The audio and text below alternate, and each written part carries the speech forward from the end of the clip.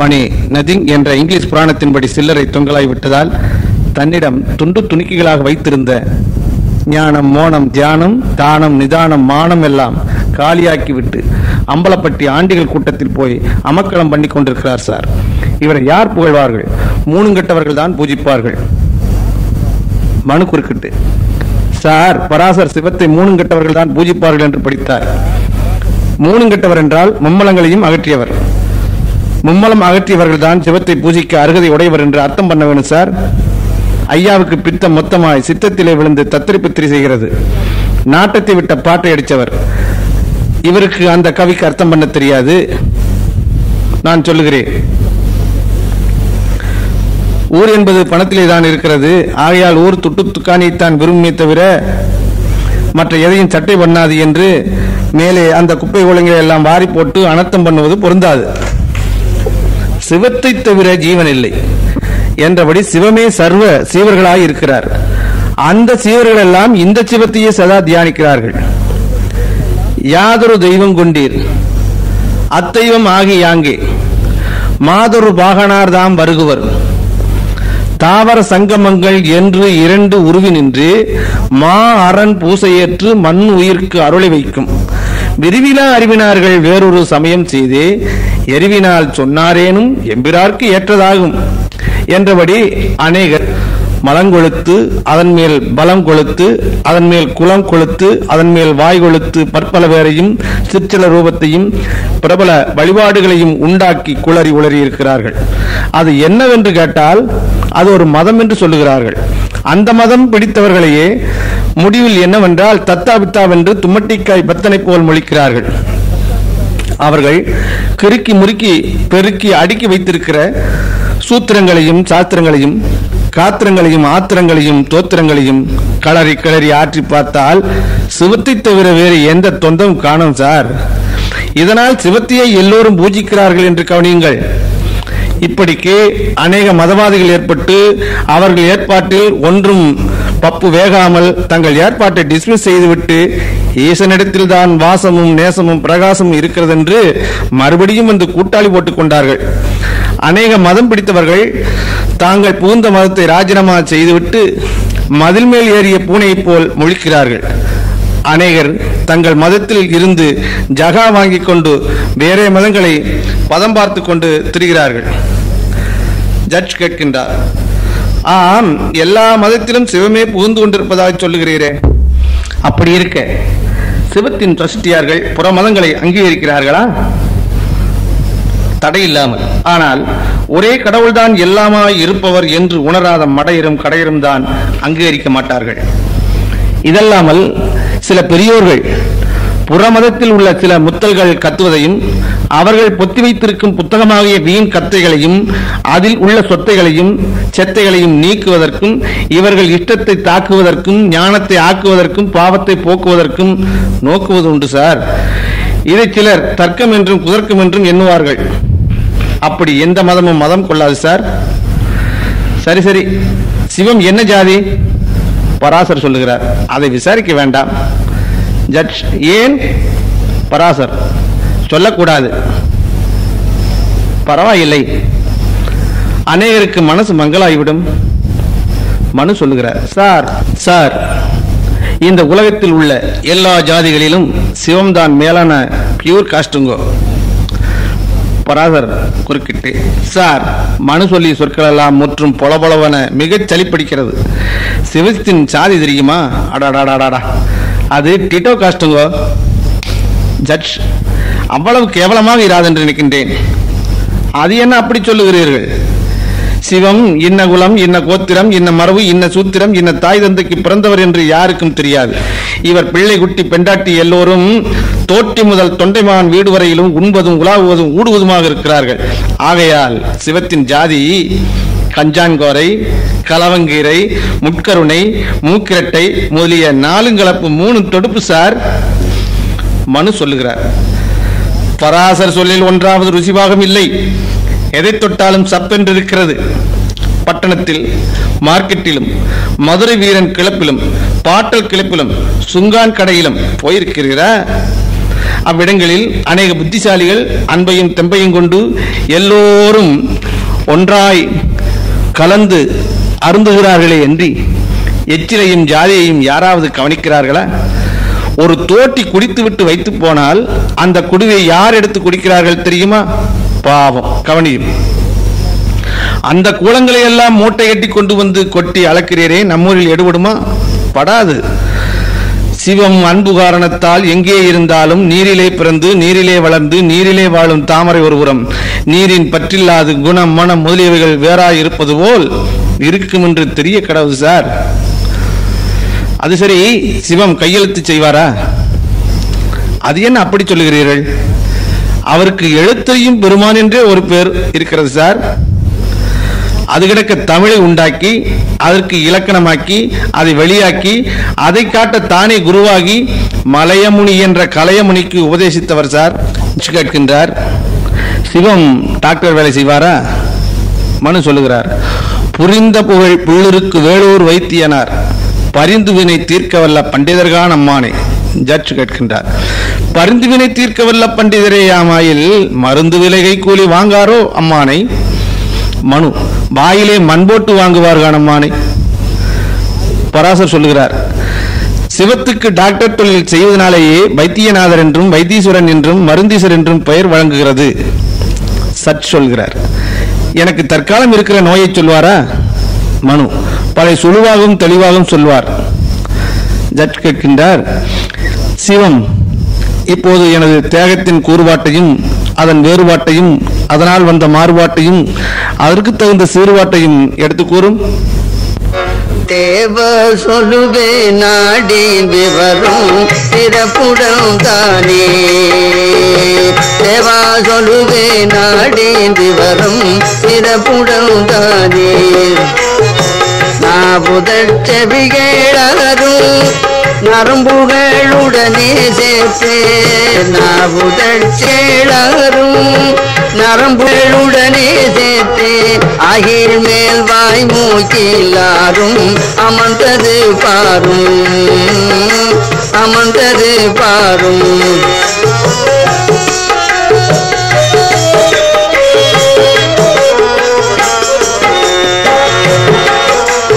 தலையினில் மூளை இறங்குமதே கடம்தனில் பித்தம் மயக்குமதே.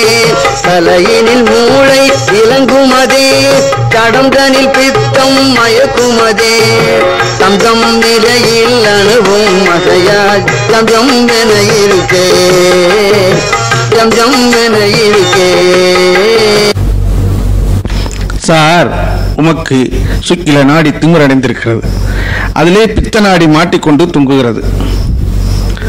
ஆனதால் சுக்கிலம் தலையின் மூளையில் இருப்பது. அதிலிருந்து 12 ஜோடி நரம்புகள் பிறந்து படர்ந்து தலையில் கண் 2, காது 2, மூக்கு 2, நாக்கு 2, கீழ்வாய் மேல்வாய் 2, உதடு 2 ஆக 12 உறுப்புகள் முளைத்து அந்த வட்டத்துக்கு முகம் என்று பெயரடைந்திருக்கிறது. இந்த 12ம் சுக்கிலம் திமிரடைந்திருப்பதால் இந்த 12 உறுப்பும் திமிரடைந்து மோகப்புற்றுக்குள் முடங்கிக் கொண்டது. பித்தம் அதிலே மாட்டிக்கொண்டதால் அந்த பித்தம் சித்தத்தை மொத்தமாய் பொத்திக் கொண்டு தத்தரி பித்திரையில் ஜாம் என்று இருக்கிறது. சட் சொல்லுகிறார், அதை வெள்ளையாய் சொல்லுவே. சிவம் சொல்லுகிறார், ஐயா, மனம் என்கிற ராஜாவும் அவன் அரசாட்சி பண்ணுகிற பஞ்சேந்திரிய பட்டணமும் ஞான சூரியன் இல்லாமையால் சோக இருளில் சொக்கிக் கொண்டு துக்கப்படுகிறது. ஜட்ஜ் கேட்கிறார், அது என்ன நோய் என்பது? சிவம் சொல்லுகிறார், அதுதான் மனோகுஷ்டம் என்பது. குஷ்டம் 18 இது மகா கொடியது. ஜட்ஜ் கேட்கின்றார், குணப்படுமா? சிவம் சொல்லுகிறார், தக்க டாக்டர்களை கொண்டு பார்த்தால் குணப்படுவதோடு மனமும் படும். ஜட்ஜ் கேட்கிறார், சிவம், நீ ரொம்பவும் கவனித்து சொல்லும்படி உமது அதிக பழுவான கணத்தை கோருகிறேன். சிவம் சொல்லுகிறார், ஐயா, உமக்கு வாதக்கால் நாடியாய் இருப்பதாலும் நாடிகள் எல்லாம் முன்னேற்றமாய் நடப்பதாலும் பல ஃபர்ஸ்ட் கிளாஸாய் பதப்படுத்தி பக்குவப்படுத்தலாம் சார். ஜட்ஜ் கேட்கிறார், அதற்கு என்ன மருந்து சாப்பிடலாம்? சிவம் சொல்லுகிறார், குருபற்பம் தவிர வேறே எதிலும் இந்த மனோகஷ்டம் தீரவே தீராது. ஜட்ஜ் சொல்லுகிறார், அப்படியா? அந்த மருந்துக்கு பத்தியம் கஷ்டமோ? பத்தியம் ஏது கையா பத்தியம் ஏது கையா மருந்தருந்த சத்தியம் ஒன்றுதா தரணியில் வாழ்வதற்கு பத்தியம் ஏது கையா மருந்தருந்த சத்தியம் ஒன்றுதான் தரணியில் வாழ்வதற்கு பக்தியும் ஏது கையா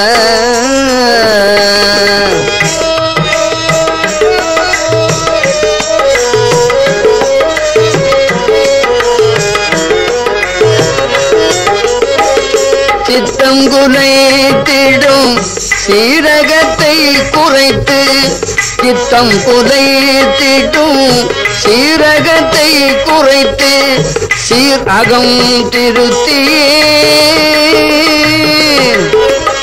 சித்தம் குறைத்திடும் சீரகத்தை குறைத்து சீரகம் திருத்தியே சிவமாய் விளங்கிட சீரகம் திருத்தியே சிவமாய் விளங்கிட பத்தியம் ஏது கையா மருந்தருந்த சத்தியம் ஒன்றுதான் தரணியில் வாழ்வதற்கு பத்தியம் ஏது கையா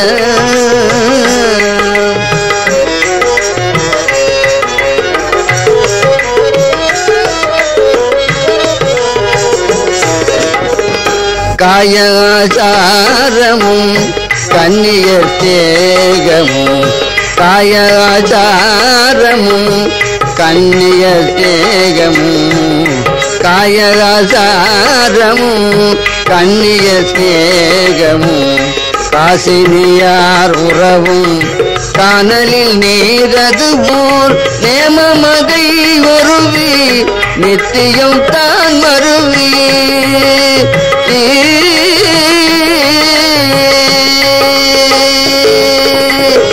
நேமமதை ஒருவி நித்தியம் தான் மருவி நிமிடமும் வந்த பிணி நீக்குவார் குருபரன் நிமிடமும் வந்த பிணி நீக்குவார் குருபரன் பத்தியம் ஏது கையா மருந்தருந்த சத்தியம் ஒன்றுதான் காரணியில் வாழ்வதற்கு பத்தியம் ஏது கையா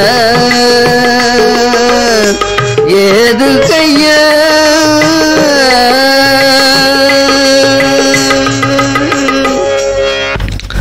ஐயா, சத்தியம் இருந்தால் பத்தியம் வேண்டுவதே இல்லை.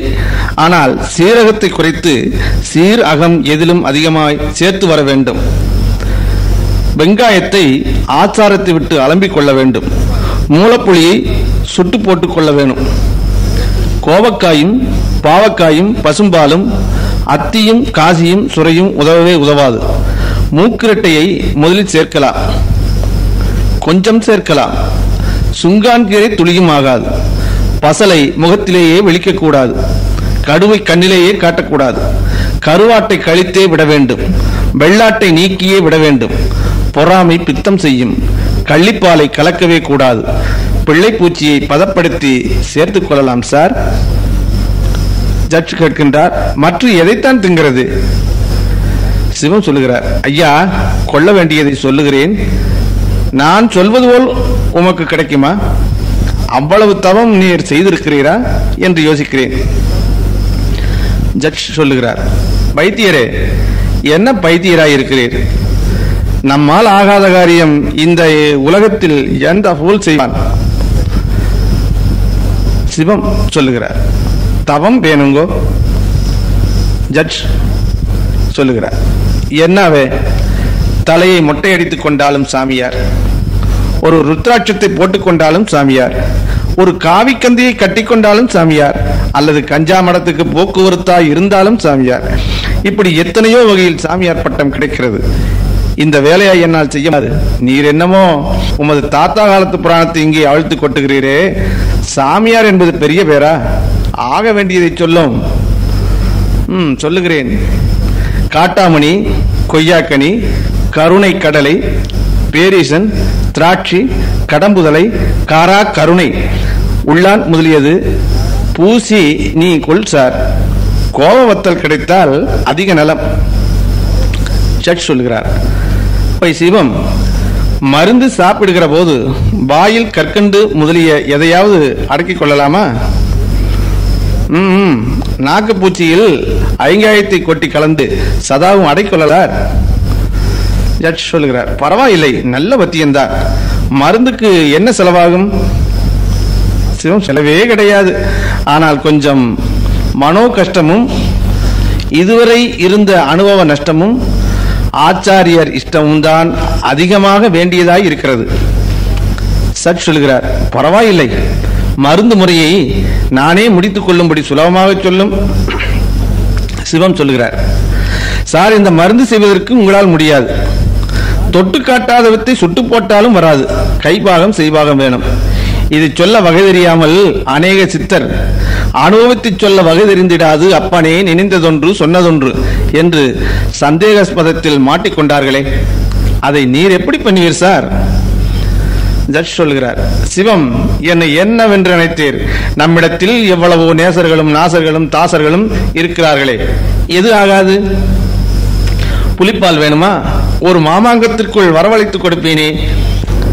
சார், அது ஆட்களால் ஆவதில்லை. தாங்களே தனித்தும் பசித்தும் விழித்தும் இருந்து முடிக்க வேண்டும். ஜட்ஜ் சொல்லுகிறார், அப்படி செய்கிறேன், முறையை சொல்லும். சிவம் சொல்லுகிறார், பக்தி மூலம் பலம் 6, செருத்தவேர் பலம் 5, வேத கொழுந்து பலம் 4, உபதேச விதை பலம் 3, உபாசனாமணி பலம் 2, சிவப்பூண்டு பலம் 1, ஆகச்சரக்கு 6ஐயும் வைத்தியரை கிட்டவே வைத்துக் கொண்டு கலந்து பஞ்சாசய கல்வத்தில் அரைத்து ஆரணத்தின் 2 பலம் விட்டு கிளறி மனோபாலையில் இட்டு மும்மலத்தை நசுக்கி ஒரே ஜாதியான இந்திரிய விறகினால் எரித்து ஆலையில் இருந்து இறங்கும் தைலத்தை போதக்கிண்ணத்தில் பிடித்து மகுன கார்க்கிட்டு முக்குணம் என்கின்ற 3 வேளையிலும் குறுபற்பம் வைத்து கொஞ்சம் கொஞ்சமாய் சாப்பிட வேணும். வெகுபத்திரமாக வைக்க வேண்டும். இதை பஞ்சகோச பூனை கண்டால் எப்படியும் வாயில் போட்டுக்கொள்ளும். ஜாக்கிரதை, ஜாக்கிரதை. சற்று சேவகனை பார்த்து கேட்கின்றார், சேவகா, உன் ஊர் எது? மதனபல்லிங்கோ. அங்கே பத்திப்பட்டை கிடைக்குமா? அத்திப்பட்டை அதிகம். சேவகா, சிரத்த வேர் அகப்படுமா? பரத்த வேர் அதிகம். அடே, உனக்கு தெரியாது, நீ போ. சிவம், இந்த சரக்குகள் கிடைப்பது கொஞ்சம் பஞ்சமாய் இருக்கும் போல் தெரிகிறது. சிவம் சொல்லுகிறார், சிரத்து வேர் ஒன்றுதான் கிடைப்பது மகா கஷ்டம். ஜட்ஜ் கேட்கின்றார், பட்டணத்தார் கடையில் கிடைக்குமா? சிவம் சொல்லுகிறார், நாட்டுப்புறத்தார் கடையிலும் அதன் இடையிலும் கூட கிடைக்கும். ஆனால் பட்டணத்தார் கடையில் கொஞ்சம் பக்குவமாக இருக்கும். அதை கொஞ்சம் பக்குவமானவர்கள் தான் போய் வாங்க வேண்டும். ஜட்ஜ் சொல்கிறார், அது இருக்கட்டும், ஆரணத்தேன் எங்கே கிடைக்கும்? சிவம் சொல்லுகிறார், அதுவா, குறுக்கு நெடுக்கு 111 நம்பர் கடைகளிலும் சைபர் ஷாப்பிலும் அதிகமாக கிடைக்கும். ஆனால் அதற்கு லைசன்ஸ் ஏற்பட்டுவிட்டு ஆனதால் அதன் காரணத்தையும் தோரணத்தையும் பூரணத்தையும் தெரிந்த சீமான்கள் தான் போய் வாங்க வேண்டும். ஜட்ஜ் கேட்கின்றார், ஆரணத்தேன் மாயாவாத பஜாரில் கூட இருக்கிறதாமே? சிவம், இருக்கிறது. அதில் வழுக்கும் அழுக்கும் வெளுக்கும் இழுக்கும் அதிகம் என்று சொல்லுகிறார்கள். ஆனதால் சிச்சி, அது வேண்டவே வேண்டாம். ஜட்ஜ் கேட்கின்றார், அந்த மருந்து எத்தனை நாள் கெடாமலே இருக்கும்? சிவம் சொல்லுகிறார், அடாடா, கோடி கோடி கோடி கோடி கோடி கோடான கோடி கற்பம் வரையிலும் கெடாமலே நாளுக்கு நாள் வாசமும் நேசமும் பிரகாசமும் ஏறிக்கொண்டே இருக்கும். ஜட்ஜ் சொல்லுகிறார், அது எப்போது சாப்பிடலாம்? சிவம் சொல்லுகிறார், வாத காலத்தில் தான் சாப்பிடலாம். சிவம், நீர் சிதம்பரத்தில் டிராமா வைத்திருக்கிறீரா? ஆம்.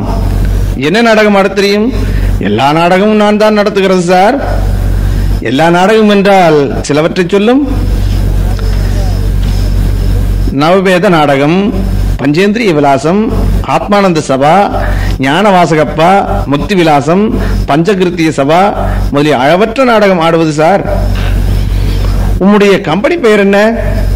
அகிலாண்ட டிராமா டிக் ஜெனரல் சபா அல்லது சச்சிதானந்த சபா சார். இந்த கம்பெனி சிதம்பரத்தில் எங்கே இருக்கிறது? சிதம்பரத்திலே பேரம்பலத் தெருவில் ஜோதிப்பிள்ளை மைதானத்தில் கருங்கல்லால் கட்டியிருக்கிறது. அங்கே மேடை, திரை, மேளம் முதலியவர்களும் உண்டோ? உண்டு. அவர்கள் எப்படி இருக்கும்? சதுர்வேத பீடத்திலே பிரபஞ்ச விசித்திரத்திரையும் இதல்லாமல் ஜாக்கிராதி முதலிய திரைகளும் விட்டு அதற்குள் இருந்து நாதகீதங்களோடு நடனம் பண்ணுவது சார். ஜட்ஜ் கேட்கின்றார். இந்த டிராமாவுக்கு ஜனங்கள் அதிகமாக வருவார்களா?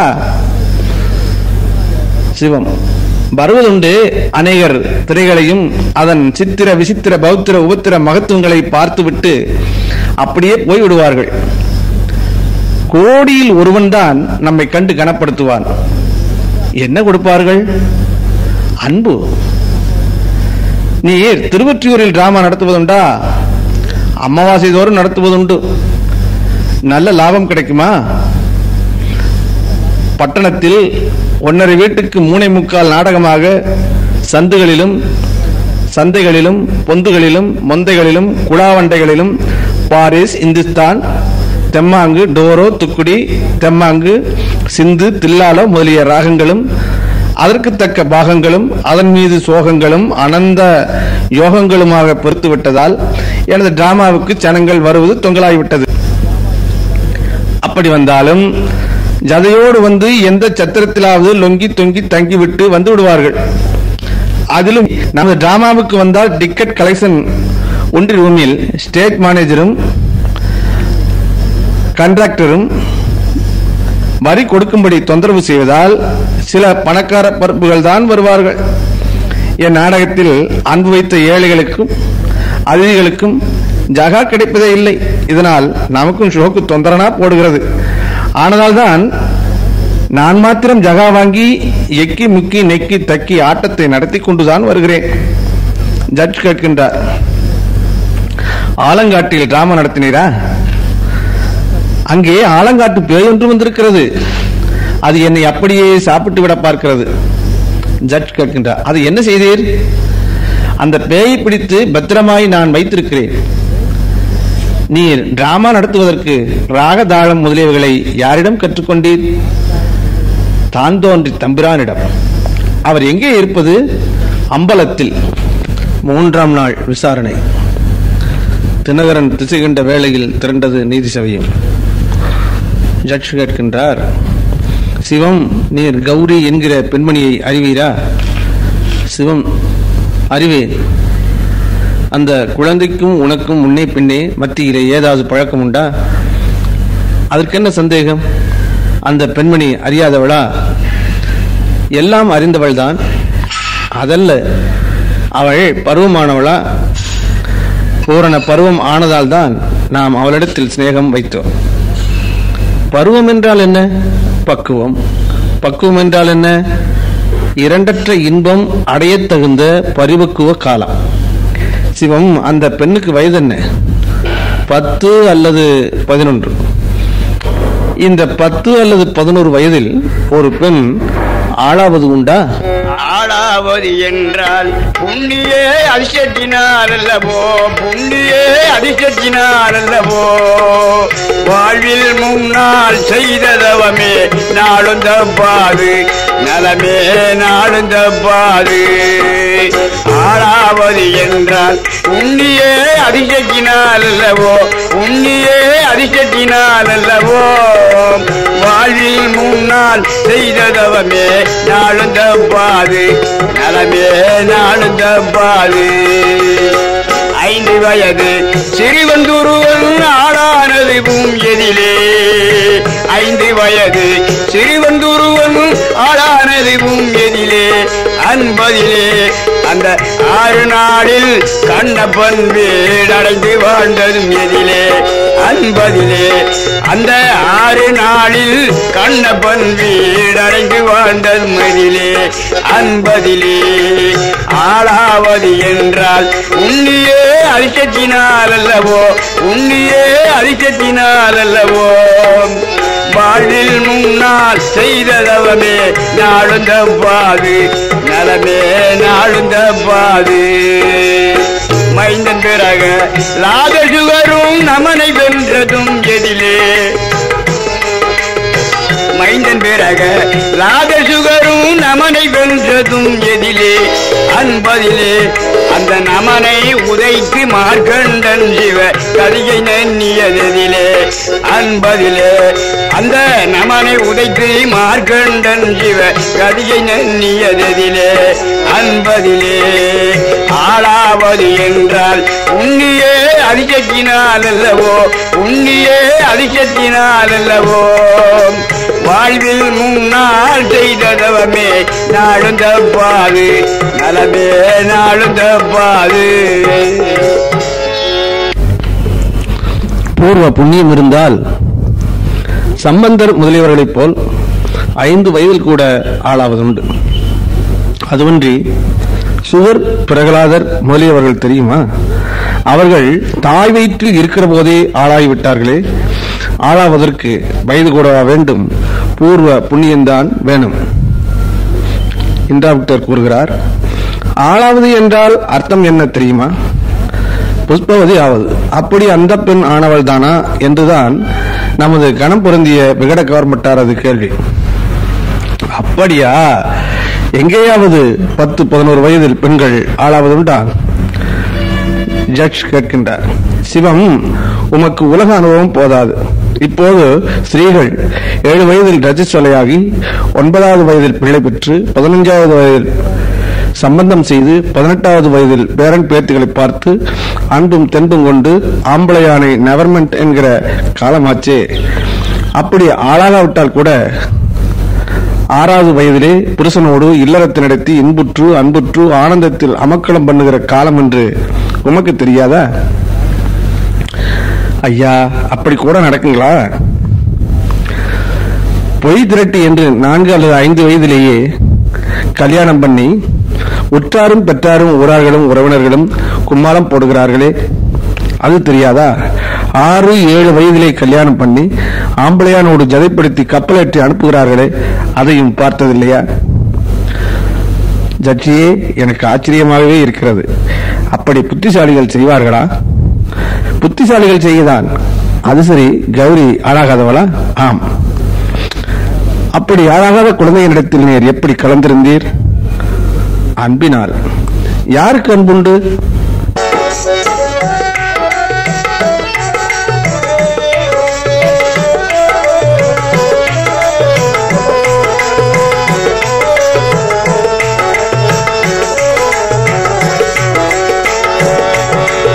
ஐயா சொல்லுவேன் நானே, ஐயா சொல்லுவேன் நானே, கௌரி என்னும் பெண் அன்பின் நிலையை தானே. ஐயா சொல்லுவேன் நானே, கௌரி என்னும் பெண் அன்பின் நிலையை தானே, அன்பின் நிலையை தானே.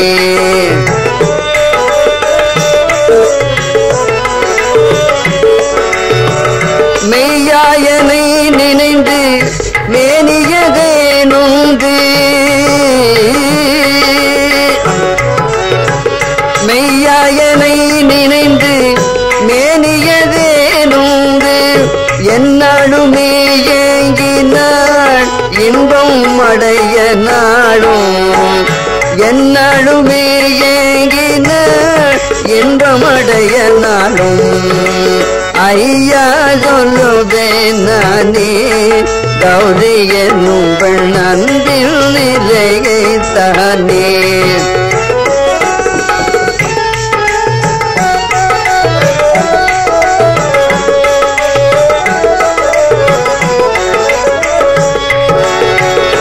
ஆசையதே கொண்டு அன்பின் பணி பூண்டு, ஆசையதே கொண்டு அன்பின் பணி பூண்டு, அடியவர்க்கு தொண்டு அவள் செய்வதை கண்டு. ஆசையதே கொண்டு அன்பின் பணி பூண்டு, அடியவர்க்கு தொண்டு அவள் செய்வதை கண்டு.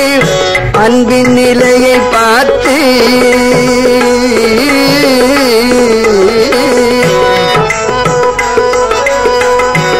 அன்பின் நிலையை பார்த்து அவள் அருகழைத்து, அன்பின் நிலையை பார்த்து அவளை அருகழைத்து அவனியுள்ளோர் போற்றும் அருமை முத்தி சேர்த்தோம். அவனியுள்ளோர் போற்றும் அருமை முத்தி சேர்த்தோம். அவனியுள்ளோர் போற்றும் அருமை முத்தி சேர்த்தோம். ஐயா சொல்லுவேன் நானே கௌரி என்னும் பெண் அன்பின் நிலையை தானே, அன்பின் நிலையை தானே, அன்பின் நிலையை தானே.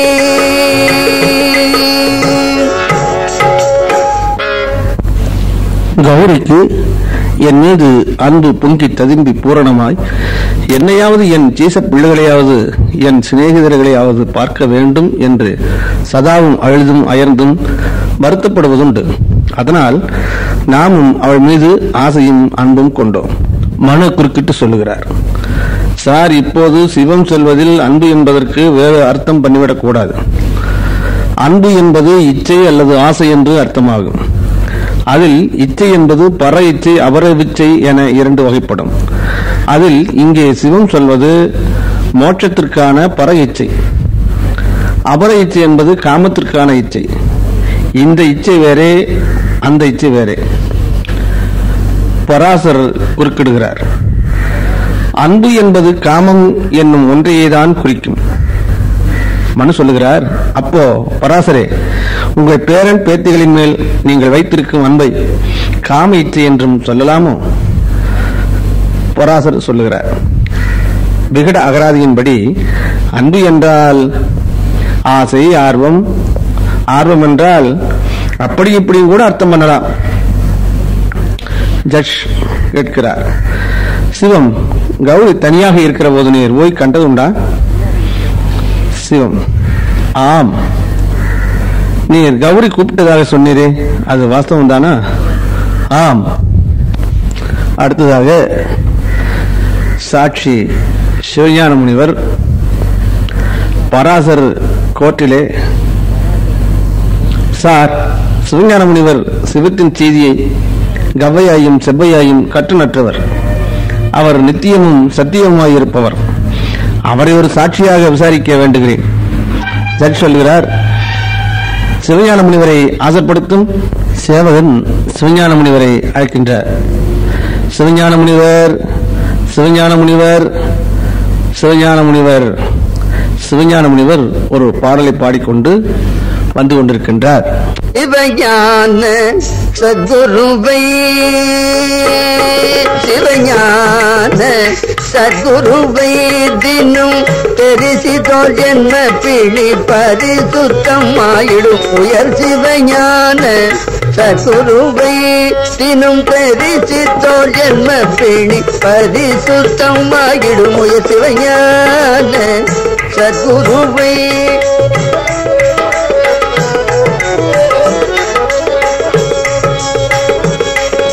திருவித உலகத்தரிதொரு ஞானிகள் தரிசனம் கண்டால் பரகதியா. சிவஞான சத்குருவை திருவித உலகத்தரிதொரு ஞானிகள் தரிசனம் கண்டால் பரகதியா. சிவஞான சத்குருவை, சத்குருவை, சத்குருவை திடசித்தமதேற்று மனத்துயராத்திடும் பக்தர்கள் போற்றிடும் அத்துவித. சிவஞான சத்குருவை திடசித்தமதேற்று மனத்துயராத்திடும் பக்தர்கள் போற்றிடும் அத்துவித. சிவஞான சத்குருவை, சத்குருவை தெளிந்திருந்தும் படிக மணி பொருந்தும் அந்தனும் ரசமருந்தும் படி உதவி புரிந்து ரட்சித்தருளும். சிவஞான சத்குருவை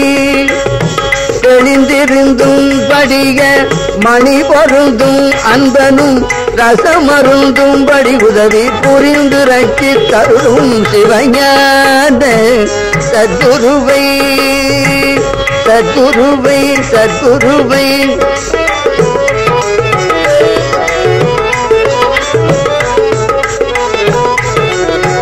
பரபிரம பிதாவே பாதனிலே வந்து பாமர மக்களுக்கு உயர் வேத விதை தந்து பரபிரம பிதாவே பாதனிலே வந்து பாமர மக்களுக்கு உயர் வேத விதை தந்து இறக்கும் செய்வாங்கார தெய்வீக மாமணியே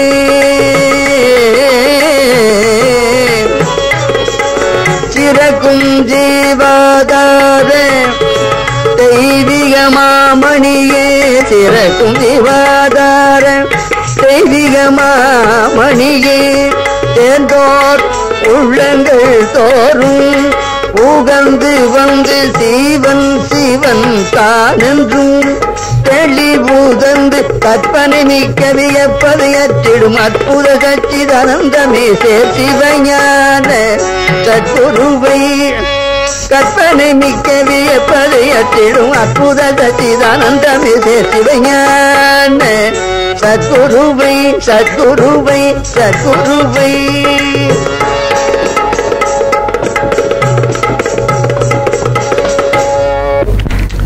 சிவஞான முனிவர் கோர்ட்டில் வந்து சேர்ந்தார். அப்போது குட் மார்னிங் சார் ஜட்ஜ் கேட்கின்றார். நீ பெரிய பணக்காரராமே மெய்தானா?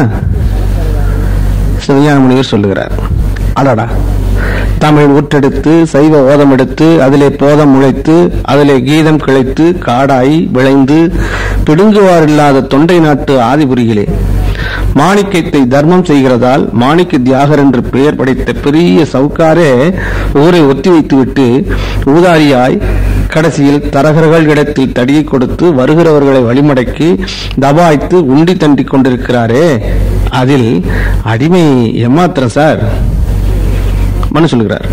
துறையே, புறவு என்பது பணம் படைத்த நடைப்பணங்களுக்கு அல்ல, குணமும் மனமும் மனமும் படைத்த சிவ கணங்களுக்குத்தான் பேர்.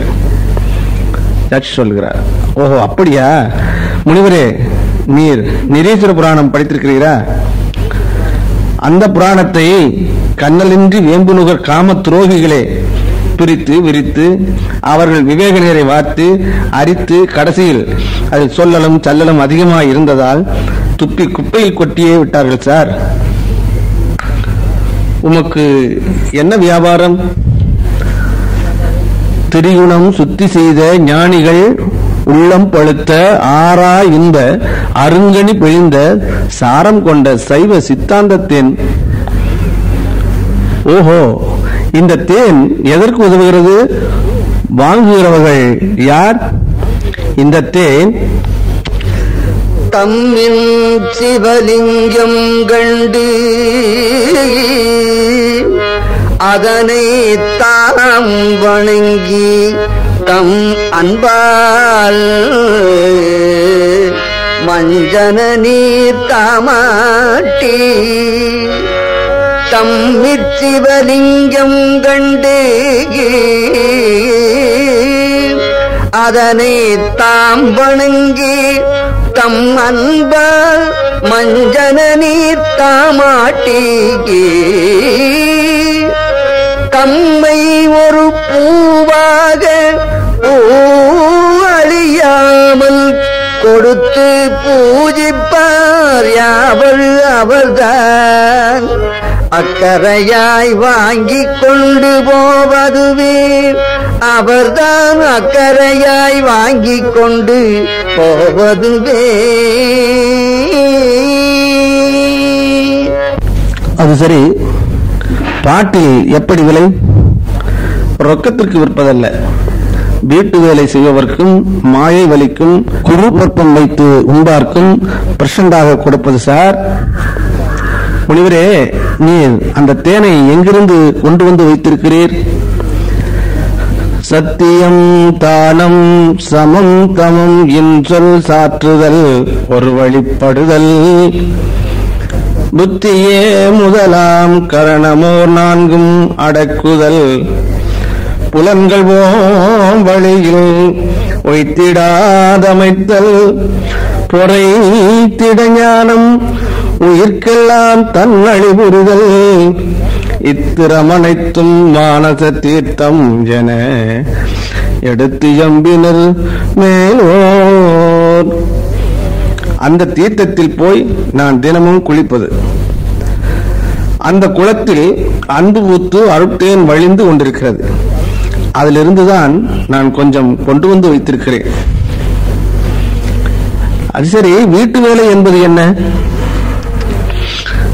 தரிவால் உடலம் நேரிருந்து தயங்கும் மருங்கின் இருநாடி நெறிபோய் மேலும் வழியதனை நிறுவி நடுநாடியில் செலுத்தி அறிவோர் சிறிதும் சலியாமல் அன்னப்பெயர் மந்திரமாறி குறிவோ இருந்த ஒரு குறியை குறித்துக் கொண்டு அங்கே இருப்பதுவே. ஓஹோ, அப்படிப்பட்ட வேலையா? சரி, இந்த வேலை கஷ்டமில்லையே. இதுவா வேலை?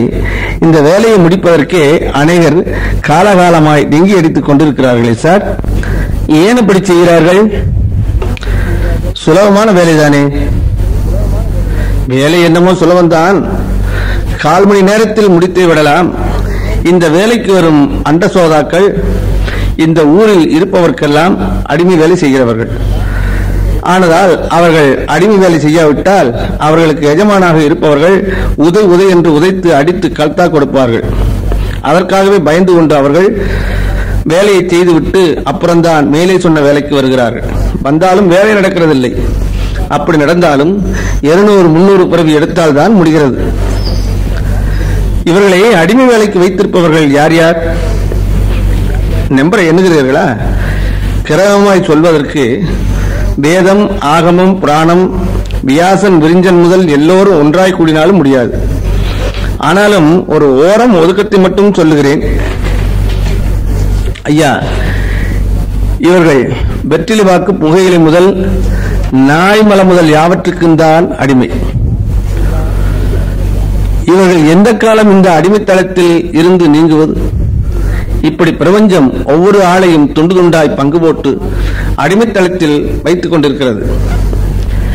இந்த பாவிகளோ அவைகளை காதிலே கடுகளவும் மாட்டிக்கொள்ளாமல் அடிமை தொழிலிலேயே ஆனந்தமாக இருக்கிறார்கள். இதனால்தான் பெரியோர்கள் உலகத்தை உதறி ஒழித்தார்கள். ஆமாம், பாவி என்றும் பக்தன் என்றும் பரம ஞானிகள் என்றும் படிக்கிறீரே, அவர்கள் யாவர்? பிரபஞ்ச அடிமை வேலைகளில் அழிந்து கிடப்பவன் பக்தன், அந்த அடிமை வேலைகளை உதறிக் கொண்டிருப்பவன் பக்தன். அடிமை வேலைகளில் தாமரைகளை ஜலத்தை போல் இருந்து கொண்டே அமலன் வேலைகளை தயார் செய்பவன் சித்தன். அமலன் வேலைகளை மாத்திரம் முடிவாக செய்து கொண்டிருப்பவன் முத்தன். எல்லா வேலைகளையும் முடித்துக் கொண்டவன் தத்தன் சார். பராசர் குறுக்கிட்டு சொல்கிறார், சார், இந்த முனிவர் பரத்தை வேண்டி பூதரத்தை தாண்டி அகில விஷயங்களை நோண்டி ஆண்டிகளிடத்தில் அமக்களம் பண்ணுகிறவர். அதிகமாக அளப்பார், எடுத்த கேசை விசாரியுங்கள். உமக்கு சிவம் தெரியுமா? அதுவா? அடடா, சிவம் பவமும் துவமும் நவமும் தவமும் அவமும் உவமும் செவமும் அறியாத அத்துவமாச்சே சார். அது எனக்கு தெரியாது. நீ சிவத்தை தேடிக்கொண்டிருந்ததாக அநேக ஆண்டிகள் சொன்னார்களே, என்ன தபாய்க்கிறீரே? நான் சிவத்தை ஒரு முறை தேடிக்கொண்டு போனேன். அப்போது ஒரு ஆண்டியை கண்டு சிவம் எங்கே இருக்கிறார் என்று கேட்டேன். அதற்கு அவர், எவ்வுயிரும் பராவரன் சந்நிதியே ஆகும், இலங்கும் உயிர் உடல் அனைத்தும் ஈசன் கோயில், ஆகையால் சிவம் இந்த இடத்தில் இருக்கிறார் என்று எப்படி சொல்லுவேன் என்று சொல்லிவிட்டார். அதன் மேல் தாயுமானவரை கண்டு கொள்வோம் என்று சென்றேன். நான் போகிற சமயம் அவர் அண்ட முடிதன்னிலோ பகிரண்ட மதனிலோ அலரி மண்டல நடுவிலோ வன நடுவிலோ அமிர்தமதி நடுவிலோ அன்பர் அகமுருகி